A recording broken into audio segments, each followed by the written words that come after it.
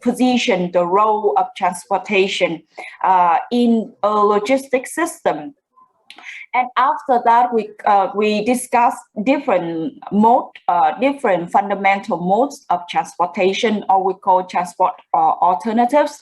When we talk about like transport by train, transport by truck, transport by ship or on the waterway, and transport by the airplane, and transport via the pipelines.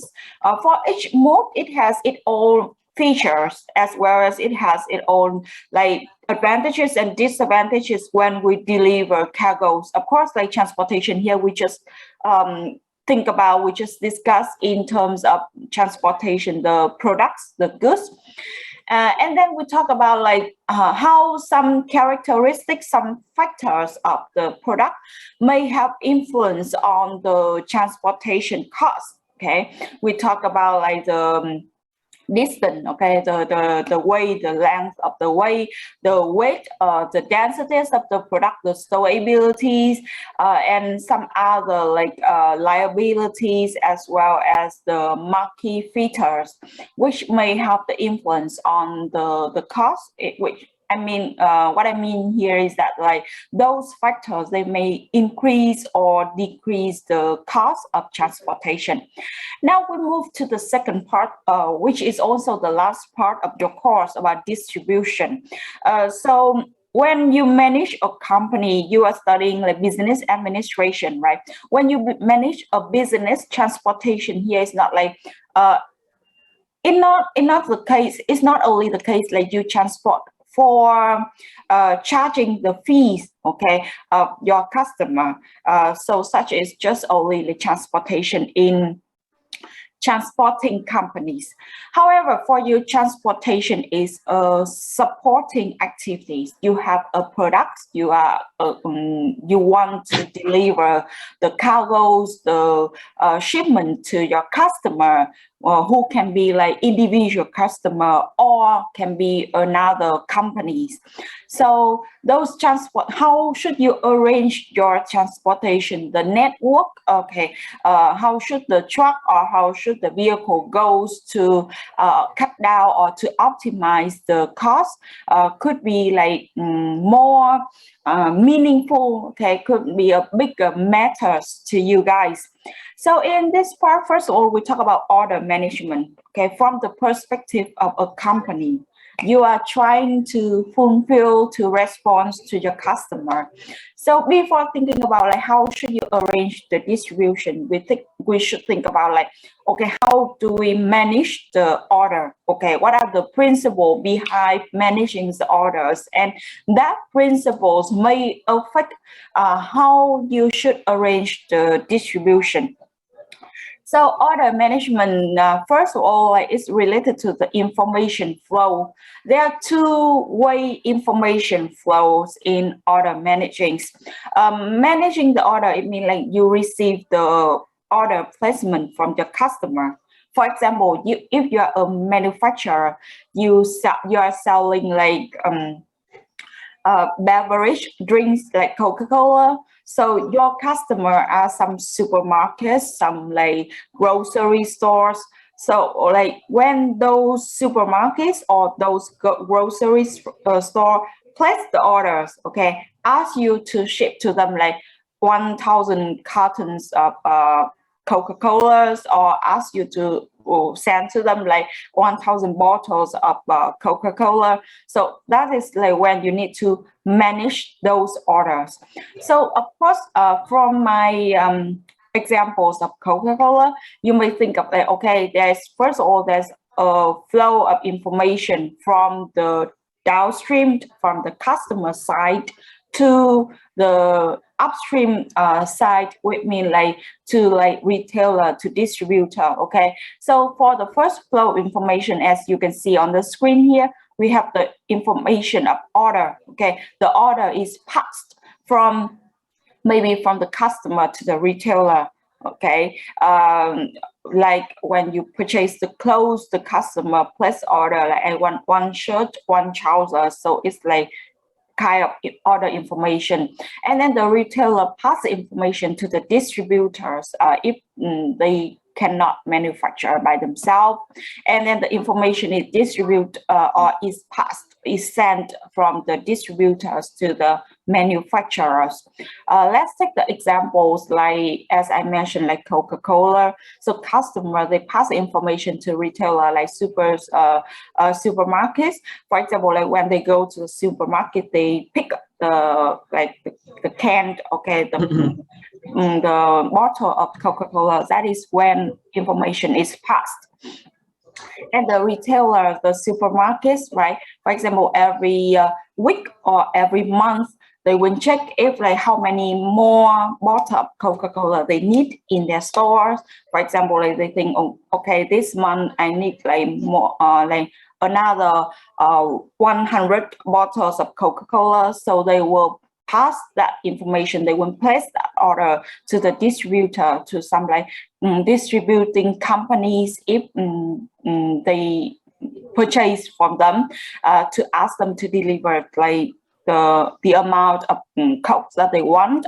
And the distributor, maybe like they combine the orders from one supermarket, two supermarkets, three supermarkets, to think of, okay, this month I need to inbound, I need to take in, okay, maybe like 1,000 Coca-Cola bottles. So they will contact to the Coca-Cola factories, okay, they will contact Coca-Cola companies to ask like, this month ship to me, okay, deliver to me like 3,000 bottles of Coca-Cola. So that is like how information passing. And this flow, this reverse flows normally like is the flow to tell about the demand of the receiving points, what kinds of product they want, how many products they want, at what time they need the products to deliver to arrive there, receiving points, and how they want the products to be delivered.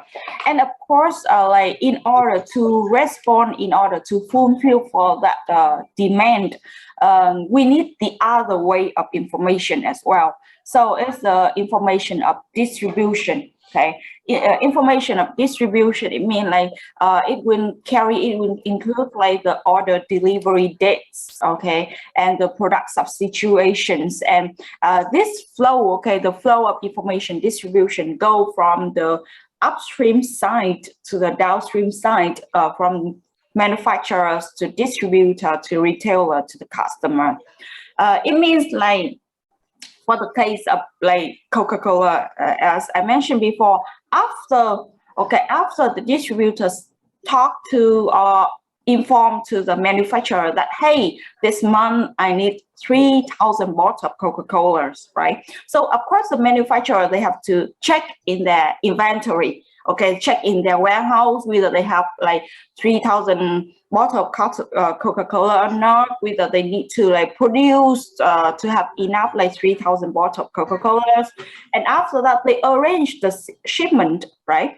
So when they like pick 3,000 bottles of Coca-Cola, put into the truck, for sure they need to inform, they need to tell the distributor, they need to tell the receivers that, okay, hey, today we have enough, like 3,000 bottles of Coca-Cola. We have loaded them onto the truck, and the truck is on the way now. It will arrive to your warehouse like in the next 3 days, in the next 7 days, so that the distributor announced the delivery, and they may arrange for receiving the shipment. And similar flow and similar information exchange happen between distributor and retailer, and also between the retailer and customers. Actually, this is similar to the case when you place the order on Shopee, right? You purchase something on Shopee, on Lazada, and you give information to them. You give information to the system, like, I want this product, I want like here's the quantity that I want, and you place the order. That is the first flow information, right?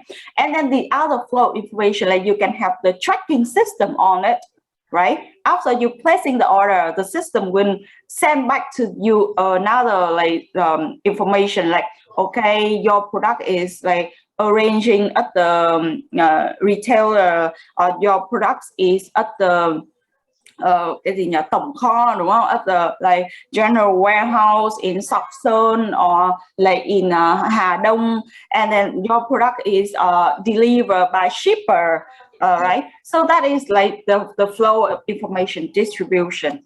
Okay, so when we manage, thinking about like that is managing the orders, right? So when we manage those orders, how do we manage it efficiently? So there are 4 rules for us to manage the order efficiently, as you can see on the screen. First of all, like enter the order once and only once.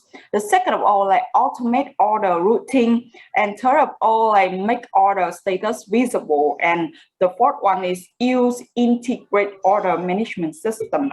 Now I will go to explain each rules one by one. Okay, now so just 1 second, I will mute the screen. Okay, I will mute your mic. Now, so first of all, like for the rule enter the order once and only once. Who enters the order? You are enter the orders. Okay, so now order management, let's take it in the perspective that you are the company and you receive the order from the customer.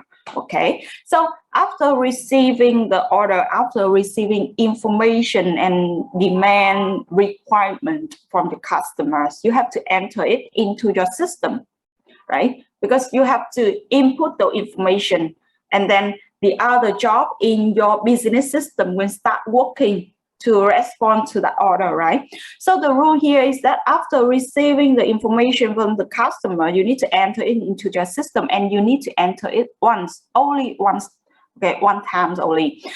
So normally nowadays, many companies, they apply like electronically capture all the data, okay, and they do not use manually data and enter anymore, to ensure that they just input those orders only 1 time. If we do it manually, I mean, like for example, manually, it means human, right? You read the information and then you put it into the system. If we do it manually like that, that could be the case that maybe 2 staff or 3 staff, okay, they will enter the same order, okay, the same order from the same customer at a time, and it could cause like a duplication in the orders management system. Let's take the example, like for example, if you use this manually, right? And of course, like in order to manage the order, maybe you have like 3 staffs in companies to be in charge of those. And customer, when they place order, they just send to the company emails. Of course, they do not send to the personal email of the staff, right? They send to the company emails. And but however, 3 staff share those company emails, and when they open it, they see the order of the customer there. They will like manually take the information like the quantity, the cost, the products characteristic, product code, and they input it.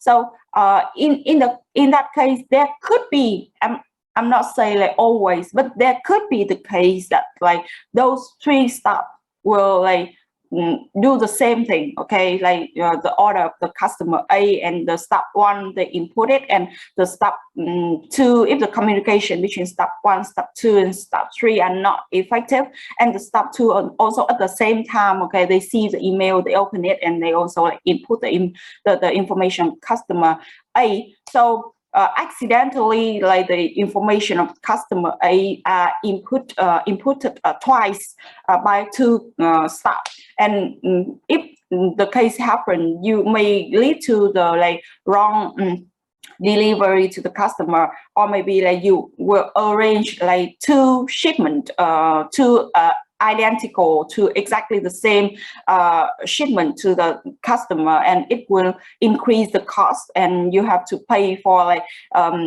return of 1 shipment.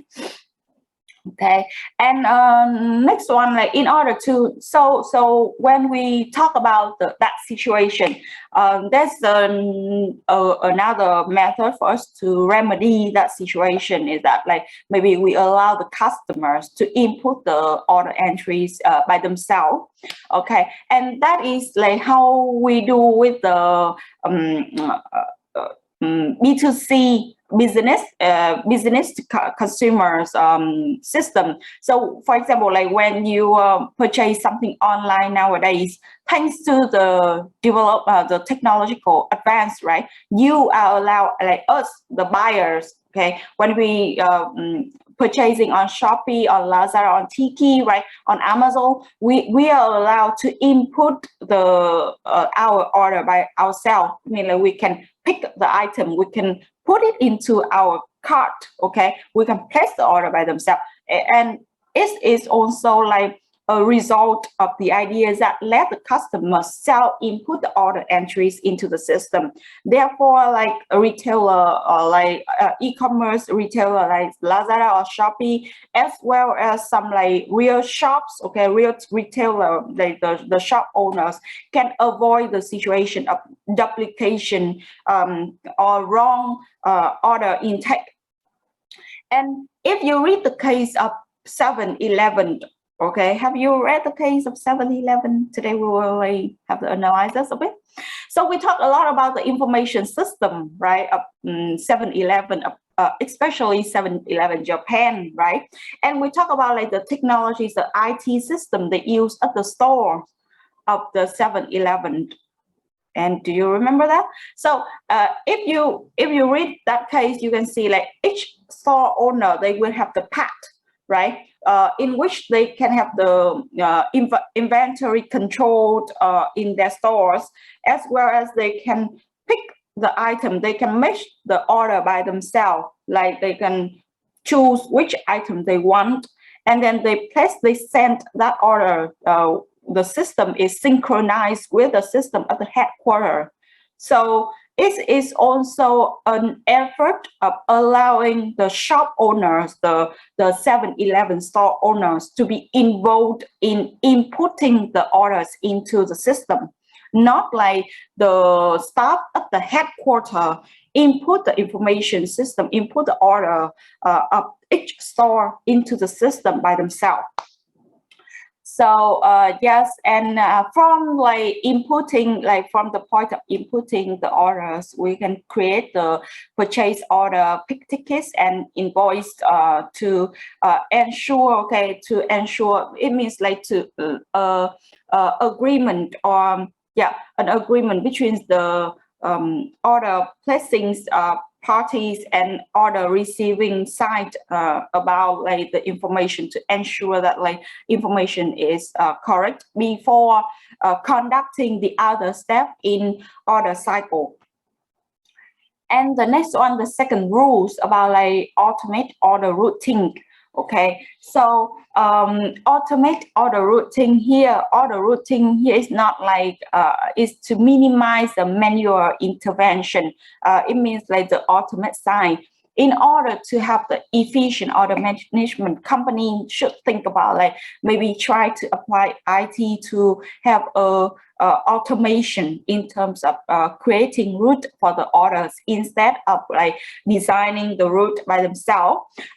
It means like designing the route manually, like do the calculation and draw the route by hand. Okay, they can apply the machines as well as some computer system to help them create it automatically. So here it's like they utilize the computer system to fulfill the routines orders, as well as like in case like those orders, those routines order have problems, in such case we need human to fix those problems. So the human here plays a role as controlling and fixing the system when there are some accidents or unexpected incidents taking place. And next one is like make order status visible. It means like allow the customer, allow the receiver to track the orders. Okay, as like how you can track your orders on like some e-commerce platforms nowadays. Of course, customer here, we do not just mean the individual customers like you and me, but the customer here can be like companies, like can be business partners as well. For example, like if we talk about the case of like Dell, or you remember the case of Dell company, right?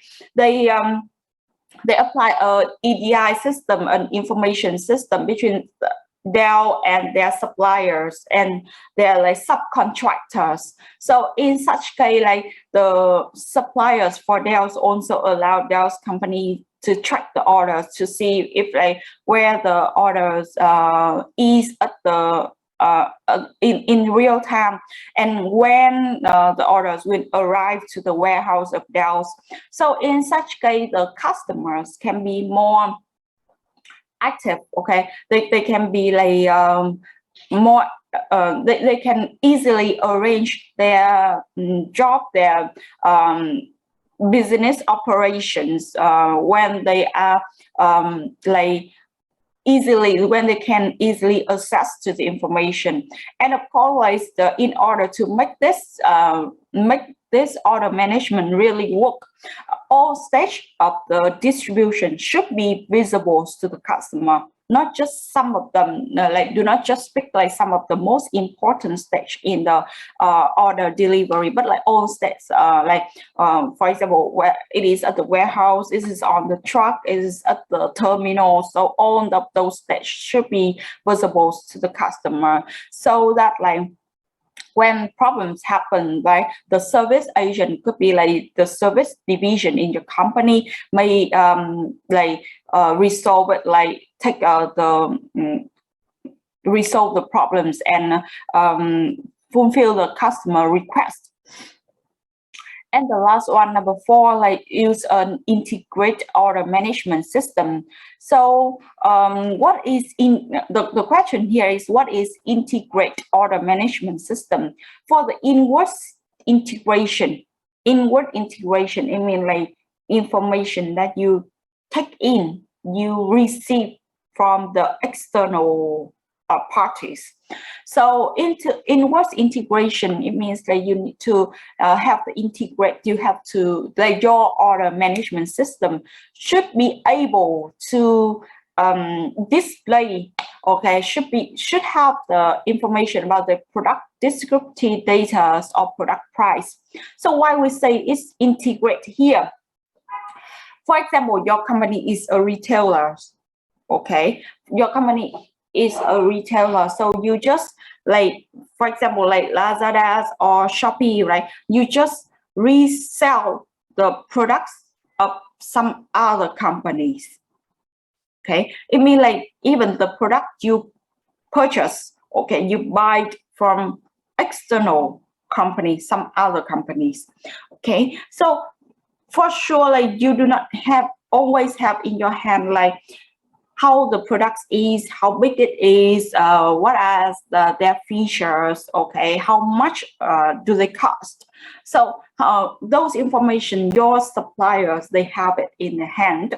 Okay, so integration here is mean that your system could be able to update, okay, to update those information from the suppliers and show it and display it on your platform. So who purchase, like your customer, your client who purchase those products from you, can be able to see it when they try to place the order. And the outward integration, okay, it means like the automatically flowed in of some, like your inventory, the deliver schedulings and invoice generation. Inventory in status, for example, like whether that product is stocked out or still have how many of it in stock. So one of the example very easy for you, like when you purchase something on like Tiki or Lazada now, it will show you like how many of these items are still in stock at the supplier or in stock of the seller, like how many items are left, like do they have 12 items left, or like this item are out of stock. That is inventory status. Delivery scheduling, I mean, like you are able to show to the receiving party where the products are on the way, which vehicles is on, and who is the drivers, what the names, as well as the code of the driver as well. And invoice generation, this is a bill, right? Whenever you place the order at Shopee, you finish it, you will receive like electronic bill, okay, which state like how many products you buy, or what is the price of each products, and what is the total cost you have to pay, what is the delivery shipment fees, as well as is there any subtraction because of promotions or thanks to some like discount or not, and which method of payment did you apply. So such information should be integrated, I mean, like combined, okay, in one system. So it could be convenient for every parties which are involved in those business transaction, buy and selling, can see it easily. Okay, so the other content of this part of our distribution is delivery. When we talk about managing the information, and now, okay, if all information are delivered, are receiving effectively, how should we arrange our delivery? Should we like go directly from the point of origin to the point of receiving, or should we go a longer way? So there's some types of delivery methods. The first type is direct deliveries, as you can see on the screen. So the word direct already tell you like the ideas of this type. Okay, so it means like we deliver it directly from the origin, okay, one origin to one destination, and therefore like for the routing management, it's kept very easy. We just find the shortest way, okay, and to send the products.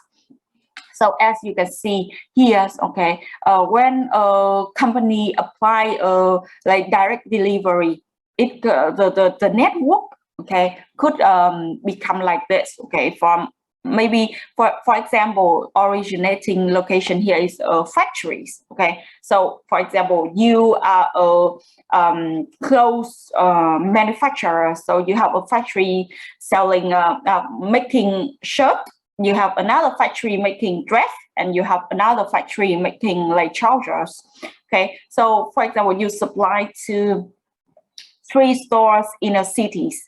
If you apply direct delivery, it means like the shipment of the shirt from the factory 1. Okay, after you finish, you send it directly to store 1, and then send it directly to store 2 from factory 1. Send it directly to store 3 from factory 1. Okay, and then like the factories of dress. Okay, after you finish manufacturing, you also send it directly to store 1, send it directly to store 2, send it directly to store number 3.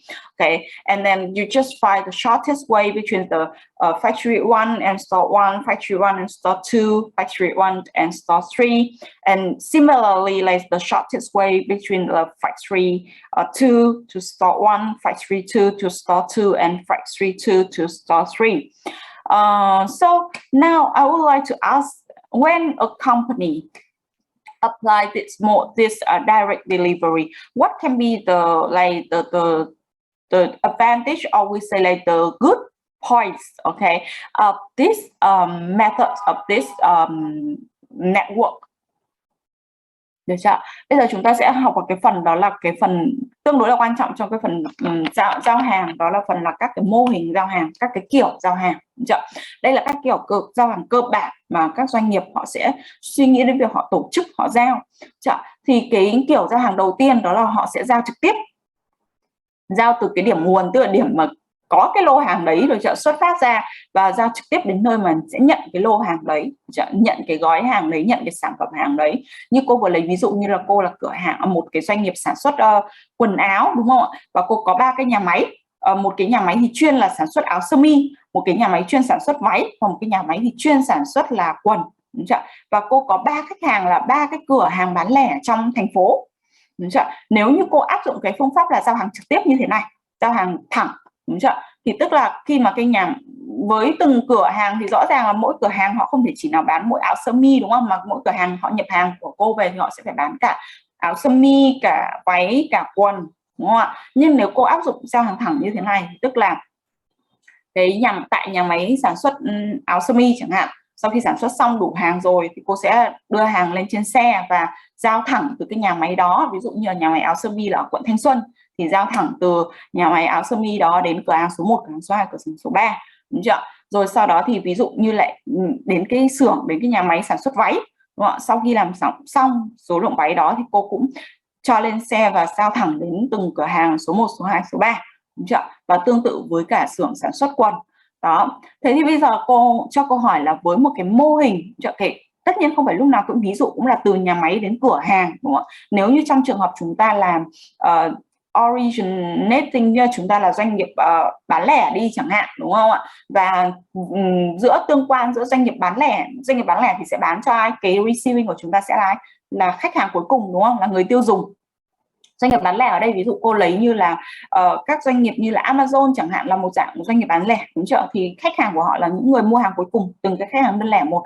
Vì ở đây cái tương quan nó sẽ là cái điểm khởi đầu sẽ là những cái kho, đúng không, của Amazon, chỗ mà có sản phẩm, và cái điểm nhận thì sẽ là nhà, đúng không, địa chỉ nhà riêng, địa chỉ nhận hàng của những khách hàng cuối cùng. Thế còn nếu tương quan giữa là một cái doanh nghiệp bán hoa quả đi, một cái các nông trại hoa quả, đúng chưa, và bán hàng, cung cấp hàng cho các doanh nghiệp sản xuất nước giải khát hoa quả, đúng không? Thì cái điểm originating ở đây sẽ là gì? Sẽ là các cái nông trại, đúng không? Nông trại ở Đồng Nai, nông trại ở Quy Nhơn, nông trại ở Bình Dương, đúng không? Và các cái điểm nhận ở đây sẽ là gì? Là các nhà máy. Là ví dụ như nhà nông trại cam thì cung cấp cho các nhà máy sản xuất nước giải khát cam chẳng hạn. Đó, vậy thì bây giờ cô muốn hỏi là nếu trong tình huống là áp dụng cái mô hình giao hàng thẳng như thế này, đi thẳng từ cái điểm có hàng đến cái điểm nhận hàng, thì cái điểm lợi, cái mặt tốt của cái mô hình này sẽ là gì? What are the good sides of this model? Okay, think of it, and then maybe you can send your answer into the box, or you can unmute yourself and tell me. Nào, theo các bạn thì lợi ích, cái điểm tốt của cái mô hình này sẽ là gì?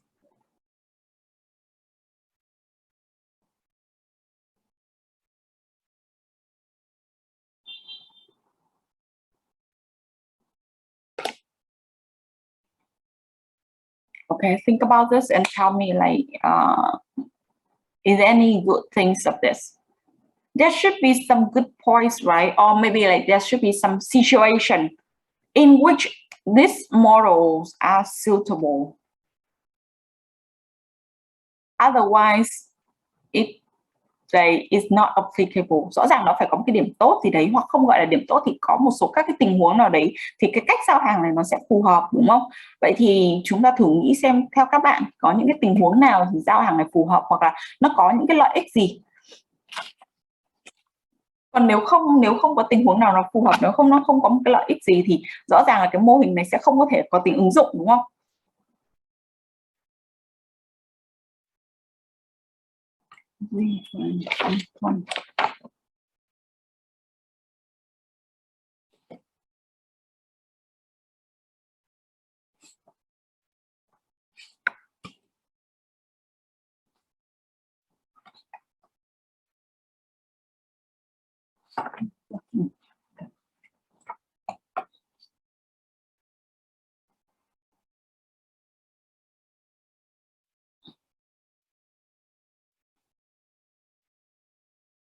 So does this method of delivery has any advantage? Giải thích một tiếng Việt được không cô? Rồi, ok, nào cô mới chứng Hàn tiếng Việt cũng được. In Vietnamese is possible. Cái direct này khi là các hàng giao sẽ tiết kiệm thời gian, như kiểu là hàng hải sản người ta muốn ăn tươi ấy, thì nó sẽ giúp cho cái hải sản nó được tươi, hoa quả như yếu phẩm nó được tươi hơn cho đến tay người dùng ạ. Okay, rồi, very nice. Đúng rồi. For of course, like Việt Hòa also say here is save times and reduce costs. So save time, you share the common like same ideas with Trường An, right? I mean like quicker ways, short because just between the two location, right? A and B. So now we just think of okay, the transportation manager just think of okay, between the point A and point B, I will choose the way, I will choose the road, which is the shortest roads. So by that way, like the delivery, the shipment can be delivered on the shortest route, and it saves time of delivery. And of course, like saving time or shortening the time of delivery can be really meaningful or really like significant into some certain kinds of products, as Trường An mentions about like seafood, which can be classified as perishable products, sản phẩm nhanh hỏng, đúng chưa? Sau này khi các bạn phân loại sản phẩm thì nó sẽ có một cái loại gọi là perishable, cái thuật ngữ đó cô sẽ viết vào trong cái phần box chat nhé. Perishable. Okay. Perishable products, normally like agricultural products or seafood, as you mentioned, fruit, food, okay, meat, are all like perishable products. And those products, like the expiry date of it is really short. Therefore, it needs to be quickly delivered to the sending point. Otherwise, the qualities of it can be affected. And then like the receiver cannot reuse them or cannot use them for their business purpose or even their consumption purpose. Okay, and you mentioned about reduce cost. What do you mean when you say reduce cost? How like this method, this delivery can help to reduce the cost? Because I do not hold the product in my warehouse before I ship them to the customer, so I don't have to pay for the warehousing cost. I don't spend food for hold the product. Okay, yes, right. If we think about the holding cost, totally agree. Okay, we don't have to wait, right? Việt Hòa said so because he compared between like direct orders and consolidating, right? If we consolidate the order of many receiving location, right, in order to have enough products to deliver to multiple locations, we have to wait. And during that waiting time, we have to holding it in the inventory location, in the warehouse location. So in such case, he say like direct delivery, whenever we have enough like cargoes or products for one location, we just simply like send it to them. So we don't have to pay for the holding cost in the inventory. Okay. However, like how about other students? What do you think when we're mentioning about the cost? Do you share the same viewpoint with Hòa, or do you have different ideas with Hòa? I think the cost is actually higher. Oh, why do you think cost is higher, Tom? Why so? What kind of cost is higher? The shipping cost is higher. Okay, why shipping cost is higher? Can you explain it a bit? As we do not like keep the stocks, so like we have enough stocks, then we would send it like once or twice time. But like if like when we have immediately the stocks and we send it immediately to the customer, then we need more like transportations. Okay, yeah, as you can see, yeah, thank you, Thắng. I see what you mean. First of all, more transportation. It means like at least like more vehicles, or we have to use up vehicles to go many times. As you can see on the screen, I draw many like arrows, right? So there are many like the frequency, and there are many travel trips. There's many trips should be conducted. Có rất nhiều chuyến hành trình, đúng không? There are many travel trips should be conducted to deliver the products from one place to multiple receiving point. The second thing, and the second thing, I guess like this is what Thắng mean, like we do not wait until have a big amount of cargo enough. It means like when we just have, for example, the factories want, the customer want, they want to input, like they want to take 100 units. the customer 2 they want like 100 units, and the customer 3 they want 100 units. Okay, so if we apply the direct delivery, it means like whenever we have one direct or one unit, one product units, we load it onto the truck. For example, we use truck, we load it onto the truck, and then we deliver it from the original origin to the receiving location. And that could be the case that those 100 units do not occupied or do not use the entire capacity of the truck. For example, the capacity of the truck, it can be sufficient for carrying like 300 units. Okay, so in such case, the truck go with like 100 units inside, and two-thirds of its capacities is empty. Okay, so in such case, yes, as Thắng said, like the shipping cost is highest because the truck actually it should have been able to carry 300 units at a time. Now it just carry like 100 at a time, and therefore the unit cost of deliver that 100 units is 3 times higher than it should have been. Rồi một cái trường hợp thứ hai mà theo cô nghĩ như ý của bạn Thắng, ý của cả hai bạn đều rất là đúng. Việc đầu tiên là rút ngắn thời gian, đấy là một cái điều đầu tiên, được chưa? Rút ngắn thời gian bởi vì là cứ có hàng thì chúng ta đưa đi ngay này, rút ngắn được cái thời gian chờ đợi này. Thứ hai nữa là chỉ giữa hai điểm, tức là lúc này chúng ta chỉ có sắp xếp bố trí cái chặng hành trình giữa hai điểm thôi. Vì vậy ở đây cô mới đưa là simple operation, tức là cái việc vận hành khai thác nó rất là đơn giản với cái người ở vai trò quản lý, đúng không? Thay vì chúng ta phải tính toán cộng trừ các cái con đường lại, thì bây giờ chỉ giữa hai điểm A và điểm B thì rõ ràng chúng ta chỉ cần xem trên Google Maps, trên bản đồ, trên cái hành trình là trong các cái tuyến đường để đi giữa điểm A và điểm B thì cái tuyến nào ngắn nhất thì chúng ta cho cái phương tiện của chúng ta đi trên cái phương tiện ở trên cái tuyến đó thôi. Vậy thì rõ ràng cái việc tổ chức để mà vận chuyển đi nó rất là đơn giản và nó rút ngắn được thời gian. Cái ý về rút ngắn được chi phí của bạn Hòa cũng không hề sai, tức là nhưng ở đây chúng ta sẽ cần phải làm rõ là cái chi phí gì thì được tiết kiệm và chi phí gì thì sẽ bị tăng lên. Thì ở đây ý bạn Hòa là cái chi phí về mặt dự trữ, về mặt lưu trữ cái mặt hàng ấy, thì sẽ có thể được rút ngắn, bởi vì là ngay khi mà chúng ta có lượng hàng trong một cái điểm chúng ta có thể sẵn sàng để mà giao đi rồi, chứ không cần phải là gom hàng của nhiều điểm, đúng không? Nếu mà chờ để giao đến nhiều điểm một lúc thì lúc đấy chúng ta phải có một cái sự gom hàng, tức là nó phải chờ đợi nó phải ứ động tại một điểm đã, và như vậy thì chúng ta phải có một cái mà bạn gọi là holding cost, đúng chưa? Là cái chi phí cho cái việc lưu giữ hàng trong một khoảng thời gian nhất định.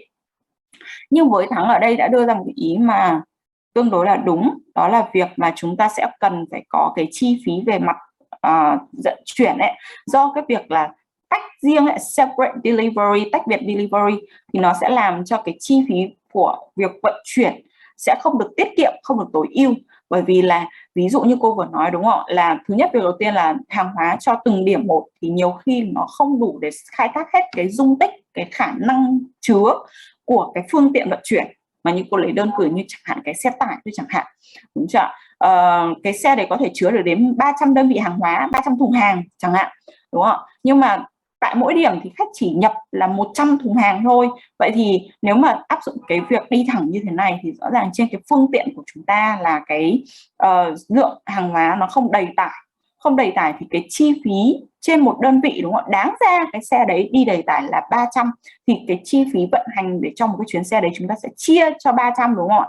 Thì cái chi phí nó sẽ giảm xuống. Nhưng ở đây chúng ta chỉ chở có 100 đơn vị hàng hóa trên đó thôi, thì cái chi phí chia trên cái 100 đơn vị hàng hóa đấy nó đã bị cao hơn là cái mức đáng ra có thể tối ưu được. Rồi, so we say like have separate delivery. Another disadvantages I tell you here is high receiving expense. As you can see on the screen here, for one location of receiving here, right? Just assuming that they got the shipment from 2 originating points here, so they have to do the receiving operation twice. Okay, because like the first truck go from originating point 1 and the second truck go from the originating point 2. Okay, so higher receiving expense because at the receiving points, we need to do some kind of jobs, right? Some kind of tasks, like the worker needs to go to the door of the warehouse, open the truck, unload the cargoes from the warehouse, do the counting and checking the numbers, how many cargoes how many products do they receive, okay? And then like input the information into the system, deliver the products into like the storage point. And if we do apply the direct delivery like this at the receiving location, the staff and the receiver have to do that receiving activity multiple times whenever a vehicle arrives, instead of maybe they just do it once or twice if the shipment are combined into 1 or 2 delivery only. So that is also a disadvantage, because the expense here is not in terms of money, but it is also in terms of times and human effort as well. Okay, so the other, moving to another transportation mode, moving to another delivery method, we have the milk run delivery. Milk run delivery here, you can see on the screen, maybe it can go from one origin, okay, one origin here, and then they consolidate the shipment into that vehicle. So that vehicle may go to multiple destinations on their trips, okay, or maybe milk run can be another way, like from multiple origins, okay. The vehicles may go through multiple origins to consolidate the cargoes, and then they deliver all the cargo on the shipment to one destination. Okay, and it's similar. Okay, this kind of transportation arrangement is a little bit similar to how the milk shipper deliver the milk to each house, or the newspaper shipper deliver the newspaper to our house every morning, and therefore they call this method is milk run delivery. Đấy, cái mô hình thứ hai là mô hình vận chuyển theo kiểu giống kiểu như giao sữa, chúng ta gọi là milk run, bởi vì giống như là bình thường cái người mà người ta đến phát sữa ở Việt Nam chúng ta thì không có cái mô hình là đặt sữa và giao cái sữa đó buổi sáng, đúng không? Nhưng ở một số nước như là Nhật Bản hay Hàn Quốc chẳng hạn, đúng không? Thì người ta sẽ có là đặt thường nhật của một số các người bán sữa ở trong vùng ấy, và họ sẽ hàng sáng thì họ sẽ đến, họ giao cho mỗi nhà một bình sữa, giống như chúng ta hay thường xem được ở trên một số các bộ phim ấy. Thì rõ ràng cái người phát sữa đấy, người ta sẽ phải gom số lượng sữa của cả một cái khu này, đúng không ạ? Của cả một cái khu dân phố này có 10 gia đình cùng lấy sữa của mình vào mỗi sáng, thì họ sẽ giao đến 10 nhà trên cái chặng đường đi, chứ rõ ràng họ không giao một bình xong họ lại quay trở lại cửa hàng họ lấy một bình khác xong lại giao đến nhà thứ hai. Hay một cái mô hình quen thuộc hơn với các bạn chính là mô hình giao báo, đúng không ạ? Chúng ta không giao sữa ở Việt Nam nhưng mà chúng ta có giao báo ở Việt Nam, đúng không ạ? Nếu mà nhà bạn nào có đặt báo của bưu điện chẳng hạn, thì rõ ràng cái người giao báo người ta sẽ không thể nào mà cứ giao đến nhà tặng chúng ta một quyển báo xong họ quay lại bưu điện họ lấy, mà họ sẽ gộp, đúng không ạ? Tất cả các nhà ở cái khu vực quận Hồng Bàng này chẳng hạn, đúng không ạ? Và cùng là đặt báo Vietnam News đó, thì họ sẽ đếm số lượng họ gom vào, sau đó thì họ sẽ đi một cái chặng hành trình, đúng không ạ? Nhà thứ nhất giao một quyển, nhà thứ hai giao một quyển. Đấy thì nó cũng giống như là cái trường hợp và từ cái mô hình giao báo giao sữa đó thì họ áp dụng vào cái mô hình giao hàng hóa trong kinh doanh, thì chúng ta gọi là mô hình milk run.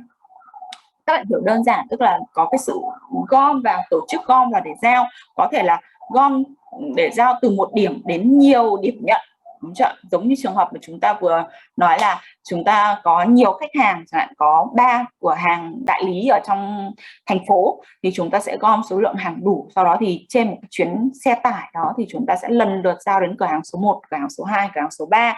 Sau khi giao xong cửa hàng số 3 thì cái chiếc xe đấy phải quay trở lại nhà máy chẳng hạn. Hoặc là cái milk run ở đây có thể là giao từ nhiều điểm, tức là gom trên cái chặng hành trình đi thì lấy hàng từ nhiều điểm, nhặt vào và sau đó thì giao đến một cái điểm. Cái trường hợp này rất là giống với cả một cái trường hợp mà hiện tại đang được áp dụng trong vận tải biển của chúng ta ấy. Chúng ta thấy cái chặng hành trình tàu container ấy, thì trên cái chặng hành trình của nó sẽ đi đến nhiều cảng. Tại mỗi cảng thì nó sẽ lấy hàng từ các cái khu công nghiệp lân cận cảng đó lên trên tàu và sau đó thì giao đến điểm đích, ví dụ là cùng là đến giao hàng qua Mỹ chẳng hạn, nhưng mà từ Việt Nam cũng có hàng xuất đi Mỹ, từ Trung Quốc cũng có hàng xuất đi Mỹ, từ Hàn Quốc cũng có hàng xuất đi Mỹ. Thì cái chặng hành trình tàu biển ấy nó sẽ đi qua cảng, ví dụ cảng Lạch Huyện ở Việt Nam này, sau đó đi sang cảng Thượng Hải ở Trung Quốc này, sau đi sang cảng Busan ở Hàn Quốc này, để chất trên tàu cái hàng để xuất khẩu đi Mỹ, và đến cái cảng cuối cùng trên cái chặng hành trình của nó là đến cảng Los Angeles của Mỹ chẳng hạn, thì sẽ unload cái lượng hàng đó xuống. Thì đấy cũng là một cái kiểu áp dụng là meal run delivery. Okay, so now you have some ideas of what meal run deliveries is. Now, please think of, similarly with the previous model, think of like what are the pros and what are the cons of this model. Cái mô hình này thì sẽ có điểm lợi, có vẻ dễ dàng các bạn sẽ nhận ra được rồi, đúng không? So, is there any cons? Are there any disadvantages or like drawbacks of this model? Cái mô hình này nếu mà điểm lợi thì các bạn sẽ nhận ra được ngay rồi, đúng không? Gom rồi nó khắc phục được cái phần đằng trước là giảm thiểu chi phí, khai thác được tối ưu cái vận tải của cái phương tiện, đúng không ạ? Không phải đi tần suất quá nhiều chuyến, chính là khắc phục được những cái nhược điểm đó rồi. Thế còn về cái ưu điểm, còn về cái nhược điểm của bản thân cái mô hình này thì bản thân nó có cái hạn chế gì không? Are there any disadvantages of this model?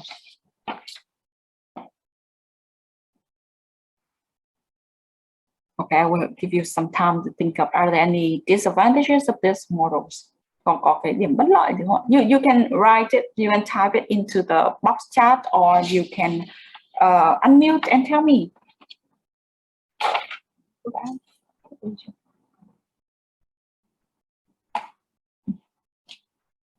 Cô cho em hỏi với ạ. Yes, Thắng. Thắng đúng không? Có phải là Thắng đúng không? Ok. Thì em hỏi là cái phần gì ạ? Cái lúc cái direct delivery ấy, thì ví dụ cái đấy nó cũng dùng là cái thuyền, cũng dùng cái thuyền để giao hàng hóa ấy. Thì ví dụ là nó đi từ Việt Nam sang Mỹ, thì trên đường từ Việt Nam sang Mỹ thì nó có ghé qua một số cái cảng trên tuyến đường đấy để nó chất hàng, thì cái đấy vẫn gọi là direct delivery. Trên đường từ Việt Nam qua Mỹ, cái con tàu đó sẽ có ghé qua một số cảng để chất hàng lên, đúng không? Thì trong trường hợp đấy nó là meal run. Cái hàng đấy của em sẽ là đi từ Việt Nam qua Mỹ, đúng không? Nhưng trên cái chặng đường đấy nó không đi chỉ mỗi Việt Nam qua Mỹ, đúng chưa? Nếu cái con tàu đấy mà chỉ đi thẳng từ Việt Nam qua Mỹ, trên chặng đường nó không dừng lại, không đi qua đâu cả, thì lúc đấy nó là direct, là đi thẳng. Được chưa? Nó cứ dừng lại thì sẽ là thành meal run. Đúng rồi, khi mà trên cái chặng hành trình nó qua nhiều điểm, cho nên cái định nghĩa của cái mô hình ở đằng trước là nó sẽ, em đang hỏi là có phải đi thẳng hay không, thì mô hình của đằng trước nó sẽ chỉ có 2 điểm thôi, điểm đầu và điểm cuối trên cái chặng giao hàng đấy, trên cái chặng hành trình vận chuyển đấy, chỉ giữa một điểm đi và một điểm đến, trên cái chặng đường đấy nó không dừng lại ở đâu cả, nó không đi qua đâu nữa, thì như vậy trong trường hợp đấy mới được gọi là đi thẳng. Được chưa? Còn trên cái chặng hành trình đấy mà chúng ta kết hợp, có thể một là kết hợp qua nhiều điểm giao, hai là kết hợp qua nhiều điểm lấy, đúng chưa? Thì lúc đấy nó sẽ trở thành là mô hình là meal run. Được chưa? Ví dụ như trong trường hợp vừa nói là tàu biển, đúng không? Mà để cái con tàu đấy là mục đích là để giao một lô hàng đi từ Việt Nam qua Mỹ, đúng chưa? Nhưng trên cái chặng hành trình của con tàu đấy, ví dụ nó xuất phát là ngày 7 tháng 12, đúng chưa? Và trên cái chặng hành trình bắt đầu nó đi từ ngày 7 tháng 12 thì nó lại có ghé qua một cái cảng ở Trung Quốc chẳng hạn, để cũng lấy hàng từ Việt Nam qua Mỹ, từ Trung Quốc qua Mỹ, cô xin lỗi, cũng lấy hàng lên trên cái con tàu đấy, và nó cũng ghé qua một cái cảng khác ở Busan chẳng hạn, đúng chưa? Để lấy hàng lên, sau đó thì nó mới đi đến Mỹ. Và tại Mỹ thì nó bắt đầu dỡ, và trong số những hàng nó dỡ ra thì có cả cái lô hàng từ Việt Nam dỡ xuống, đúng không? Thì trong trường hợp đấy, cái mô hình đấy sẽ là mô hình meal run. Cái cách tổ chức con đường đi như vậy thì nó sẽ là theo phương pháp meal run rồi. Còn nếu mà là ngày mùng 7 nó không đi qua cảng nào cả, nó đi thẳng từ cảng Việt Nam sang LA chẳng hạn, sang Los Angeles của Mỹ chẳng hạn, để dỡ hàng xuống, thì lúc đấy nó sẽ là đi thẳng. Ok chưa? Clear chỗ này chưa? Nếu vẫn còn thắc mắc vào chỗ nào không hiểu thì cứ nói nhé. Ok. Rồi, vậy thì với cái cách tổ chức đi như vậy thì có cái nhược điểm gì không ạ? Nghe qua thì thấy là rất là ưu điểm, đúng không? Rõ ràng gom vào này, đi là tối ưu hơn này, đi được đầy tải hơn này. Vậy liệu rằng có cái nhược điểm gì không? Có cái hạn chế gì không?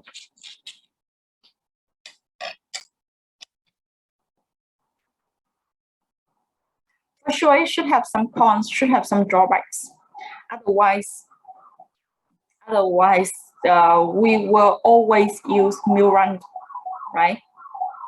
If meal runs only have advantages, for sure, like every manager just apply meal runs delivery, and direct delivery will disappear from like the strategies or the arrangement of the managers. However, actually it's not. Actually, nowadays some companies for some like transaction, they still apply like direct deliveries. For example, like for the minerals exporters, they apply like direct deliveries. For oils and gas exporter or transaction trading, they still apply like direct deliveries, because like the amount, okay, the scales of their shipment is very large at a time, so they don't have to worry about the holding cost. For example, like when we export coal, Vietnam, we have some coal companies in Quảng Ninh. So for each shipment of for each like coal exporters, okay, the deal or the contract could be up to like 10,000, 5,000, or 100,000 tons at a time. So in such case, they just simply apply like direct delivery to the client, to the importers. They don't have to worry about like optimize transportation load. Rõ ràng trong một số ngành thì vận chuyển thẳng vẫn áp dụng được và họ không bị quá quan tâm đến những cái nhược điểm của nó. Ví dụ như trong những ngành xuất khẩu khoáng sản, đúng chưa? Thì hoàn toàn họ sẽ hầu như là họ áp dụng vận chuyển thẳng. Vì với mỗi đơn hàng của họ có thể lên đến hàng nghìn, hàng trăm nghìn tấn cho một cái khách hàng, một cái đất nước nhập khẩu, một công ty nhập khẩu chẳng hạn. Với từng cái lô hàng như vậy thì họ không cần phải có suy nghĩ đến cái việc là ghép đơn nữa trong cái chuyến xuất khẩu thôi chẳng hạn, mà hoàn toàn cái đơn hàng của họ có thể lấp đầy thùng hàng trên một cái con tàu rồi thì họ sẽ vận chuyển thẳng đến cho khách hàng. Thế còn quay lại với meal run, does it have any disadvantages? Does it have any like drawbacks? No. Yes. Yes. Okay. Yes. So I think its drawback is it needs the synchronization between between companies. I think so. Kiểu như là tức là vì là mình như kiểu mình ghép đơn ấy ạ, thì tức là mình sẽ cần một cái sự thống nhất về thời gian giữa những cái nơi mình đi lấy hàng ấy ạ. Thế nên nó cũng có thể dẫn đến cái việc là có thể ảnh hưởng đến cái thời gian dự định ban đầu. Giống như kiểu giả sử như là bên này hai chỗ họ cùng muốn giao hàng vào hôm đấy, mà chắc chắn là mình không thể đến được kịp theo như cái thời gian của họ ấy ạ, tức là nó làm ảnh hưởng đến thời gian. Mấy cả ngoài cái việc mà làm ảnh hưởng đến thời gian thì nó cũng ảnh hưởng đến cả cái gọi là cái credit của bên producer nữa ấy ạ. Thì for example, credit producer như thế nào nhỉ? Kiểu như là giả sử như là hai bên đấy nó là đối thủ cạnh tranh ấy ạ. Thì bây giờ nếu như mà mình đi đến chỗ này trước, tức là mình đang ưu tiên cái bên producer bên này, ngược lại thì bên producer bên kia cũng là khách hàng của mình, và họ sẽ nhìn vào đấy và kiểu đấy là thế là mình ưu tiên bên kia trước, họ sẽ mất đi cái sự tín nhiệm và họ có thể sẽ không chọn cái hình thức vận chuyển đấy nữa ạ. Theo em nghĩ vậy. Okay, thank you, very nice. It's affect the customer service, right? The one that have to wait longer, okay, or the one that have to wait to receive the products later than the other competitors, right? They could lose their customer like satisfaction, okay, toward our companies, and maybe it risks the deal. Like next time they will not reorder from our company anymore, right? Very nice. Exactly. It's a risk to customer service. Therefore, like back to your general point at the beginning, I mean like the arrangement, right, is more complicated. It needs the synchronization because it may affect the time, and it's also affect like the customer service. And as Thành here, okay, Quang Thành also share the same idea with you about the time, like longer transit time. Transit time, I mean the time of transportation, right, delivery, right, because stop between different location. Okay, so for example, according to our first model here on the left hand side here, for sure, like compare between like the time, the destination number 3 here, okay, đúng không ạ? Chúng ta chỉ cần nhìn vào hình thì các bạn cũng có thể bắt đầu hình dung ra được. Ví dụ như là chúng ta so sánh với cái thời gian mà cái điểm thứ 3 này, đúng chưa? The destination number 3 here, they have to wait to receive the order. Compare between the meal run delivery and direct delivery. Đúng chưa? Chúng ta chỉ cần nhìn vào cái điểm thứ 3 này thôi.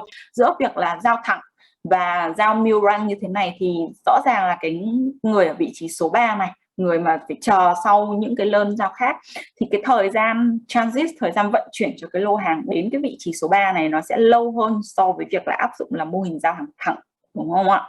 Rồi, ok, that is the pros, the cons, the disadvantages that we have to think of. Totally correct.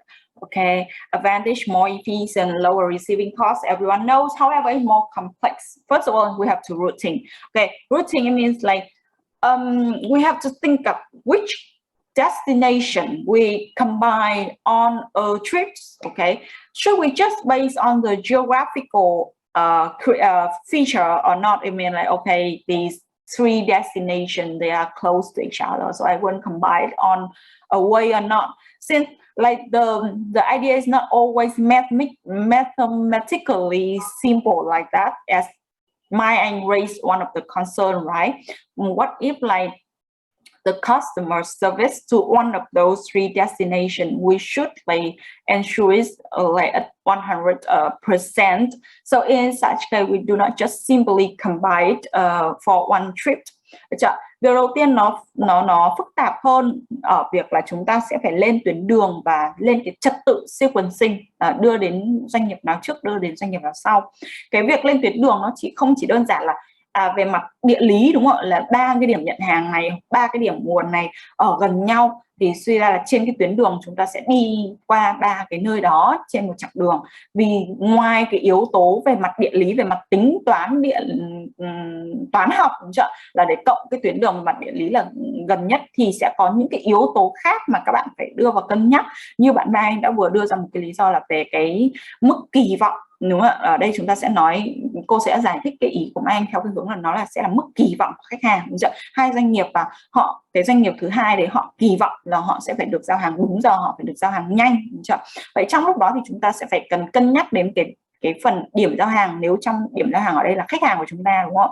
Thì ngoài yếu tố là họ vị trí ở đâu, cách xa cái điểm xuất phát là bao nhiêu lâu, họ có gần với những cái điểm giao hàng lân cận nào khác không, để chúng ta đưa vào trong một cái tính toán để giao những cái điểm này cùng trên một chuyến hàng.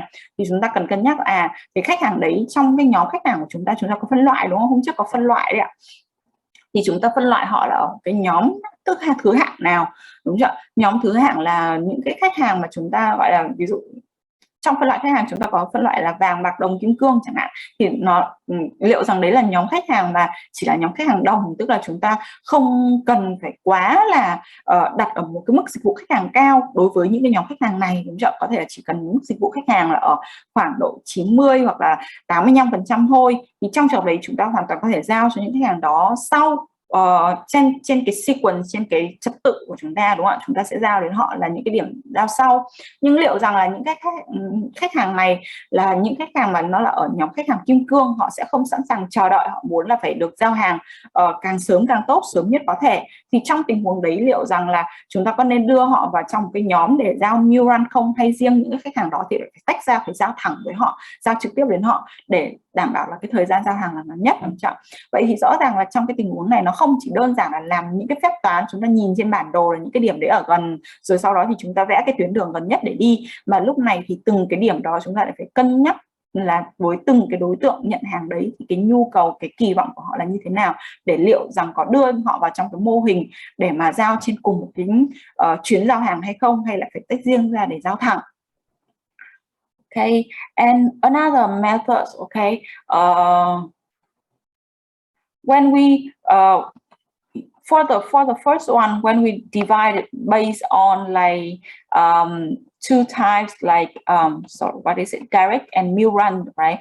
When we divide according to the sources, okay, we have 2 types.